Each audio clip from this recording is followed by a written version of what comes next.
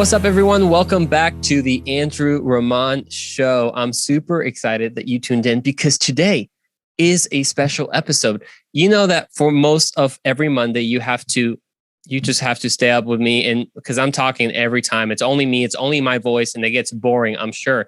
But this time we have an awesome guest because we're doing this series. Is actually called Success Stories, where I talk with folks, regular people who just have found success in their field.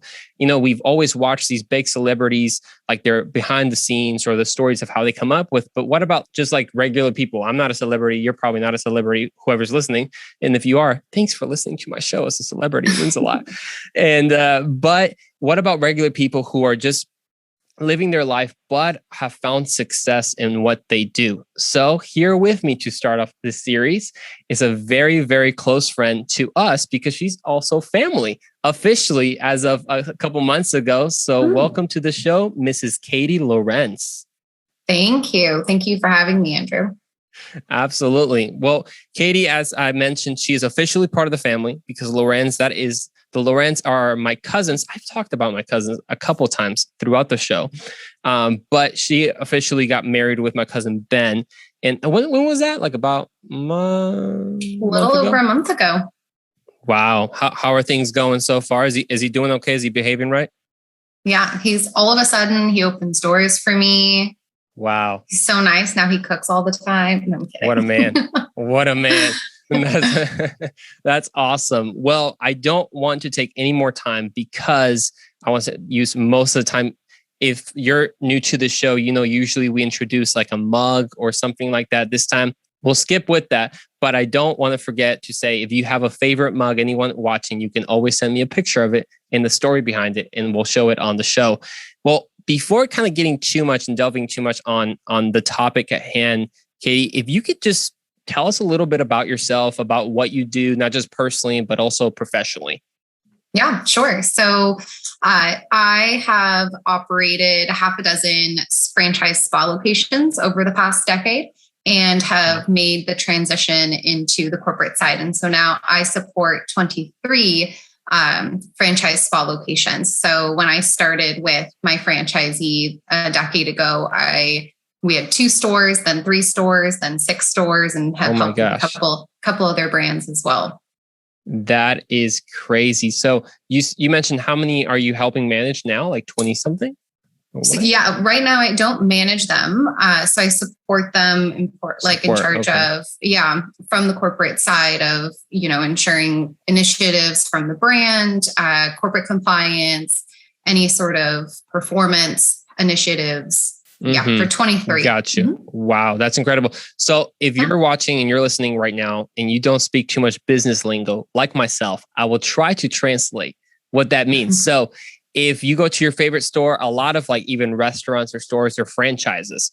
So they're owned individually, I assume, by an individual or a group of individuals that's not directly, you know, the CEO, founder of the actual In-N-Out. You know, it's like a franchise. I don't know if In-N-Out is franchises, but it's not. They will never Chick-fil-A. do it. Let's go Chick-fil-A. I know Chick-fil-A does. So Chick-fil-A is not all owned by Mr. Chick-fil-A. It's actually franchises. So it's individuals. They end up investing into it and it becomes kind of their business. So what, Katie, you're mentioning it is, before going to corporate, you were helping with about 6 locations? Right, for a franchisee. Mm-hmm. Wow, for a franchisee. So I don't know any of that world, but I can imagine that it's probably not that easy right, yes. to handle so many things like that. So walk me through a little bit of what is part of your responsibilities, even going into the corporate world now? Sure. I think one parallel between both of them is training, especially overseeing 6 locations and running them. It's very important to continue growing a staff, growing the people themselves, as well as grooming leaders, because every business needs a leader and a coach to guide that team and take them to success. So that was really one of my core responsibilities, was training, ensuring that people were motivated and could get to the success level that they wanted to be at. And I love that. And there's a reason that, you know, I wanted to have you on the show, because on this show is not technically a business show or anything like that, but it is about learning how to make a difference wherever you are. And as we were just talking about your job and what you do, it really sounded like, yes, you are making a difference, where you're in a position not only of leadership, but, as we say, leadership is just influence as it's commonly used. But one of my main questions is a lot of times we hear people who are doing well or successful. And I don't know if you've ever watched one of those motivational videos on Facebook where it's like how Kevin Hart almost lost everything. And like you watch the 5-minute video and it tells you about his past. And like they always ask these big name people, what is your secret? Or did you ever find yourself? And they're like, well, just work hard, be committed. And you're like, dang it, I need more details than just work hard. Like, tell me the secret of how to do that. But did you ever imagine that you would be where you are today? Like when you were young, did you see yourself doing this type of job? Do you see yourself, being at this higher level? Yeah. Well, I've always wanted to own my own business. And so when I took this position, it was because I could work so closely with somebody who was an entrepreneur, who I like to refer to as a serial entrepreneur, always has something else going. But I had no idea at 19 what the secret for success was either. But I figured I've always had the same mentality of working hard, but you also definitely have to be open-minded.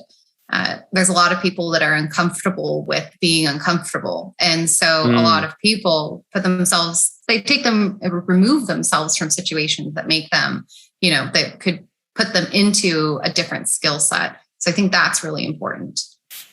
You bring up a good point about being comfortable with being uncomfortable. And that sounds like a conundrum, like, wait, what? It's a paradox of things, but I can't say how true that is because, I'm thinking about just the young adult generation, people going into the 30s, people in their 20s in college. And usually we are just naturally prone in taking the comfortable route, the easiest route, the less classist route. What's the bare minimum that I can do? Like, that's just, I don't know if that's natural or what happens, but I know that it comes to all of us. And, for anyone listening or watching right now, think about your life. I mean, even that nugget of wisdom that Katie just dropped there. I mean, are there things in your life that you have chosen the easier path? You've chosen the more comfortable path when maybe you could be a little bit more uncomfortable, but at least you could see bigger results, more change in your life. Because I mean, you learn this in investing, right? Sometimes the bigger the risk, the bigger the return that you can have. But I'm sure we could end this podcast right now and everyone's like, wow, so Katie sounds like she's had an easy life. And she's just at 19, she thought she was going to, hoping to have her own business, and boom, she has her own business, A to B with no hurdles. I'm assuming that's probably not the case. I mean, I've gotten to know you in the last couple of years, through Ben, but my question is for anyone listening who says, sounds great that you have success, but where I'm at is kind of really hard right now. And I don't necessarily see that. I don't see that I can be that successful, or I'm already in an uncomfortable place and I hate it. Was there ever a time for you where it felt hopeless? I mean, not to get too dramatic, but really when it felt hopeless or just tough to keep moving forward and kind of following your dreams per se, or your goals. I mean, was there some moments that you really had to press through, whether it could be personally as well as professionally? Yeah, no, absolutely. I think there's been a lot of times when I've wanted to just throw in the towel and say, why can't it just be easy? As you watch some other people just have, take that easier path that you're mentioning. But at one point in my career, we operated 3 locations, and we had over like 115 employees. And so we had just gotten it together. Everything was smooth. We had a great team. And then boom, overnight, we doubled in size and purchased 3 existing locations with existing teams. Oh my gosh. Oh, wow. So with that, most of the management team was probably the same amount of tenure as I was, and probably a lot older than me, and had formal education backgrounds, which I didn't have. And so walking into that situation as a manager and having to be the new person and also inherit all of the issues that were occurring beforehand that maybe weren't done correctly or needed to be done differently, totally broke. I was like, this is too much. Wow. This is just, I don't want to do it anymore. It's so hard.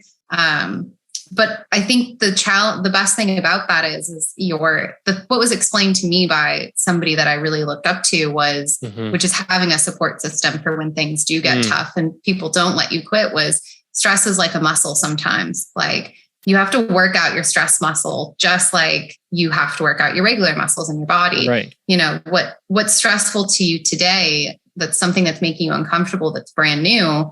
In a year, you're going to look back and be like, that's not hard at all. I could do that in my sleep. And sure enough, like a year later, all of the things that I was really struggling with that were making my life situation terrible. I didn't, it changed like my whole lifestyle. I looked back and I was like, oh, that's all easy stuff now. Like, let's buy 3 more. You're like, let's do it. Let's expand. Yeah. In fact, let's do 6 more, double up. Yeah, I love that. I mean, I think it's so true what you just said. And I can relate to it a little bit personally as well. I mean, with starting the podcast, I remember I was like, man, I don't know how often, for example, to come up with these shows. And I was like, well, once a month, I mean, everyone forgets about you. Once a month, at least when you're first starting. Once a day, that's pretty intense. But to your point, at least I remember recording the first 10 episodes up front. And then I'm just like, man, this is crazy. It was stressful to your point. But I think what I'm kind of hearing from you, maybe someone can take away, is when it's stress. Now, we're not talking about like chronic stress, right? Like if, for example, you're like chronically stressed or something, okay, you got to maybe fix something in your life, that's really doing that. But we're talking about that uncomfortable, that moment when it's stressful, but you can press through. You can actually press through it. And it actually does make you stronger. Like you mentioned, like stress can be like that muscle. Would you say that even, because I'm thinking a lot of times sometimes our professional lives can be very much affected by our sometimes our personal lives, because there can be this stigma of saying, I have to be perfectly set up in life in order to really succeed. So like I need to come from a 2-parent household. I need to make sure that both my parents went to college. Sometimes there is kind of this idea that you don't have enough to actually make it through.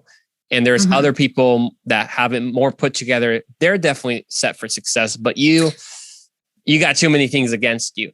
Because I feel that there's people listening as well that maybe have stresses at home or maybe have stresses like that, and they feel like that can just drag them down. I don't know if there's any piece of encouragement that you could share that maybe you've experienced.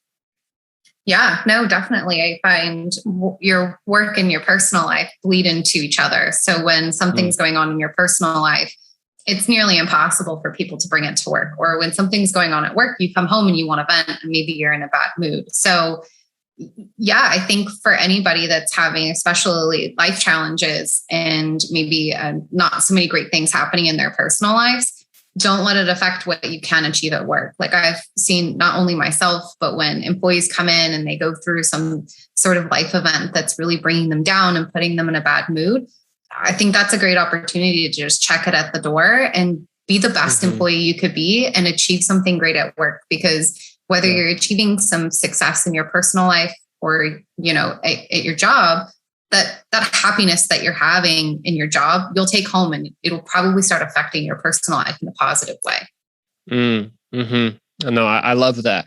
And so talking about kind of those, you mentioned you had that time in the work when you guys were expanding dramatically and it was just all of a sudden super, super stressful, but it was like a muscle that you exercised and now you're like, let's do this again. But could you maybe break down or sum up some keys of what do you think has been key in your success and growth professionally that you've experienced?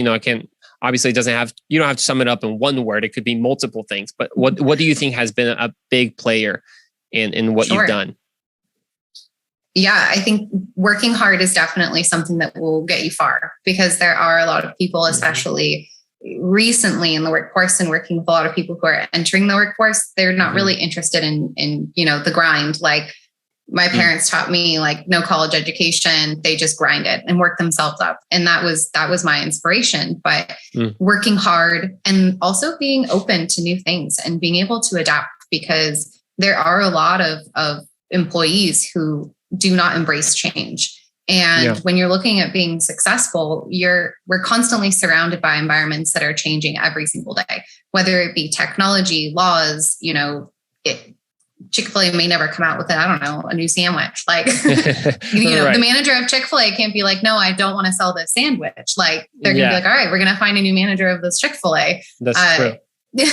Being open to just experiencing new things and trying new things, even if they're not something that you're super confident in, like that goes a long way, especially when you're working, in a team and you have a boss. Like, that shows that you're really willing to put yourself out there for the better of the business and for self-growth. And it goes a long way.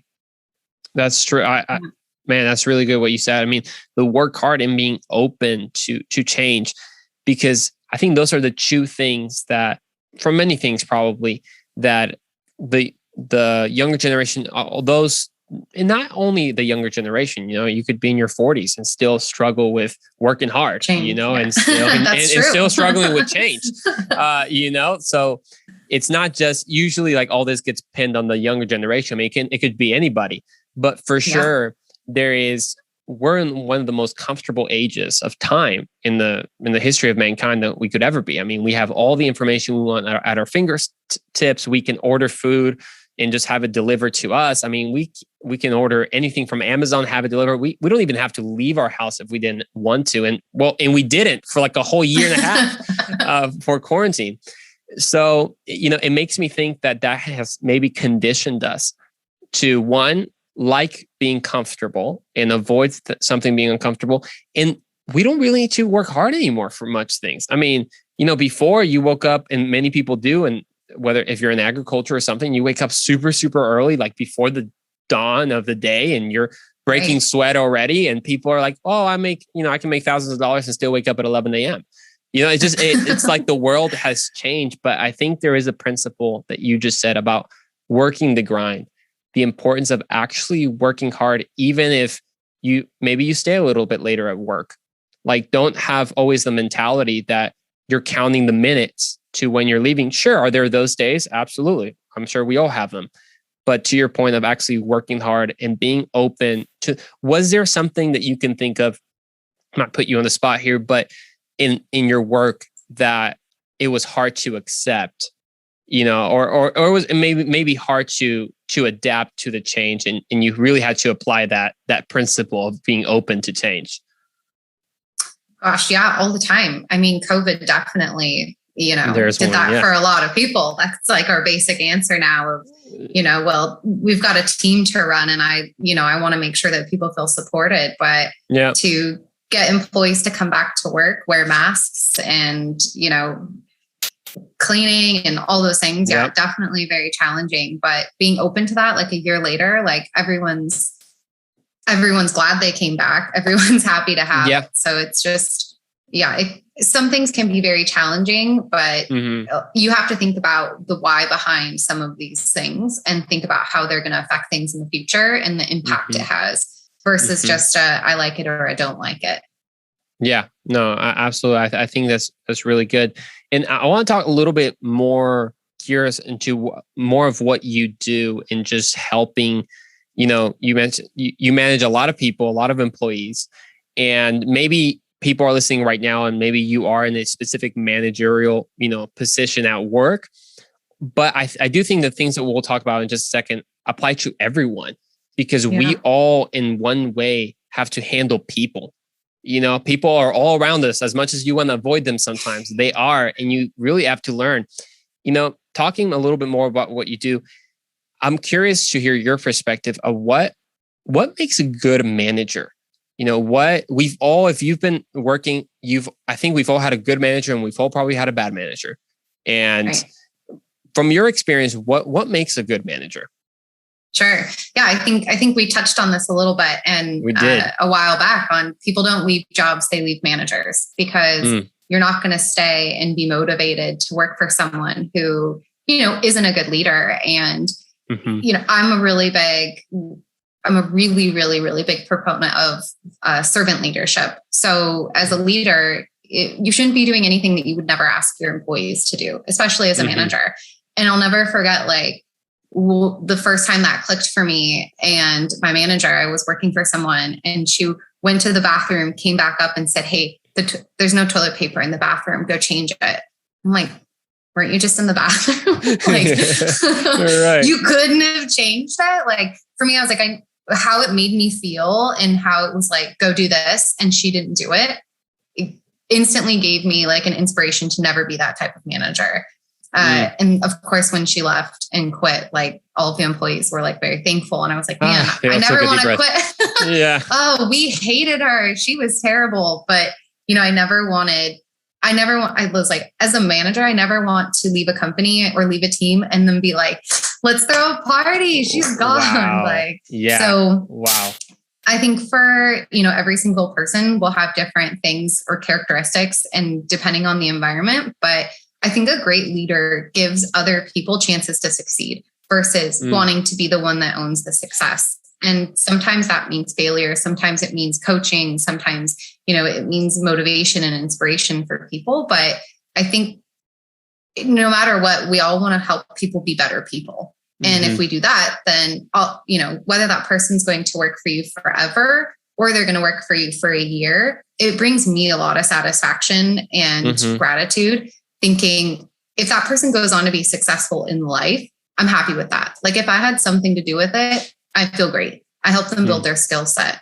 And, you can't do that when you're just barking orders or not redoing the toilet paper. Yeah, exactly. And I love something that you said right there. That kind of story of the manager leaving and everyone kind of just celebrating. You're like, I never want to be the manager that when I leave, people are happy that I left. And if I can translate that to just anybody, I don't think we ever want to be people that folks are happy when we leave the room. Folks are happy when we finally stop hanging out. Folks are happy because how many of us, if we're honest, we've all kind of come in the room and things kind of get quiet and you realize, oh man, are they talking about me or what are they talking about? And I want to be a person that walks into a room and it leaves the room better than how I found it. It leaves people more encouraged. It gives life to the room. And when I leave, people don't finally roll their eyes and like, this guy finally is gone. And that could be applied to your business. It could be to even your shift. I mean, I think sometimes we can have so many, and we talked about this, Katie, when we were kind of discussing the podcast, is we can label ourselves in so many ways to try to excuse our responsibilities. We're like, well, it's great what Katie's saying, but I'm not a manager, so this doesn't apply to me. Or it's great, but I don't work in business. I'm just in high school right now, so this doesn't apply to me. But these are life lessons that you can apply when you go to school. Do you leave an impact there or do you actually take something away? Are you a giver or are you a taker in relationships and in your work and everything? And I think this probably leads to my next question of how can you touched on this on servant leadership, but I don't know if there's something more to expand on. How can we lead people well? Because managing can sometimes have a very appropriately very work context of a word. And maybe people who are working right now and you're a manager, you can definitely apply these principles. Maybe you've just been barking orders to everybody, but it's time to actually do some of the work yourself. But how do you think we can lead people in our everyday lives, no matter what job we have or what position we might be in? Yeah, that's a great question. I think being supportive and creating an open, safe environment for people to have those types of conversations. Because a lot of times, whether you're in the workplace or, if there's some sort of issue in the workplace, or if there's an issue with a friend, or you're having an issue with a family member or a teacher, a lot of times that conflict can come from not having open and good communication and not feeling safe to be able to talk about it. So creating a safe environment for your friends and family to come to you about something, letting them vent and being able to, I love that. You don't even have to give good advice. Let them create their own advice, give them the space to give themselves the solution.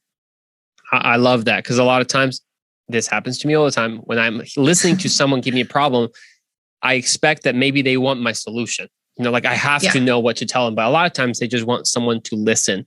And I think kind of maybe landing the plane a little bit with some kind of practical things. What do you think youth and young adults can do now that can really set them up for success in the future? Are there maybe, I know you're very passionate about the financial part of things, but are there, what in your opinion can youth and young adults do now to actually set them up for the future? Sure. And I think a lot of times you're not even in a position or, working at your job that you're like, this is going to be my career, right. And so some people I think walk into that situation and just say, oh, whatever, I'll just do whatever I want. It's just my part-time job. So I think my best advice would be give it your best at whatever you do. Like whether you're doing the laundry or, or participating in like a youth group, or, it is your job, like be the positive person, be the shining light for people, because you're building all these connections and you're building your life skills, and negativity very much turns into a very much easier pattern to replicate versus positivity, because it can be easier. So just going to work, going to school, being positive, having a positive outlook, like goes so far. And that's something you can really apply in any situation. Absolutely. I loved what you mentioned there, because a lot of times we can, especially as you're growing, as you're young, I mean, maybe, we have folks even that are 13 or 14 listening to this, and they're saying, man, that sounds so far away from me. Like that, what they're talking is such grown-up stuff. And sometimes there's a mentality that says, when I'm older, I should think about that. I mean, even financially, maybe you're starting to earn some money and you're like, create a budget. I mean, when I'm older, and I have a family, maybe, I should do that. Or when I'm older and I graduate college, I should do this. But to your point, Katie, there are things that we can do now. We can start now to really set us up for success. Not only obviously learning how to handle money, but learning of, I heard this phrase not too long ago that said, if you're going to do life right, you have to do people right. Because when you do people wrong and you don't know how to handle people, you're just not going to do life correctly at all. And Katie, I want to thank you for being on the podcast, taking some time here, because I think there was something for everyone, whether you are a young professional, maybe older professional with some age with you, no worries. You're always welcome to apply some of these things. Or maybe you're just a high schooler right now, but I think that there's things that everyone can apply. I'll leave with this, Katie. Is there maybe something that you could tell folks, to someone that's listening and saying, man, I don't know if this is for me, but I don't know. Did you have any last kind of words or advice that you'd like to share with the audience? Go tell someone you love them. Mental health is a huge part of keeping stability, and I love that. Go tell someone you love them.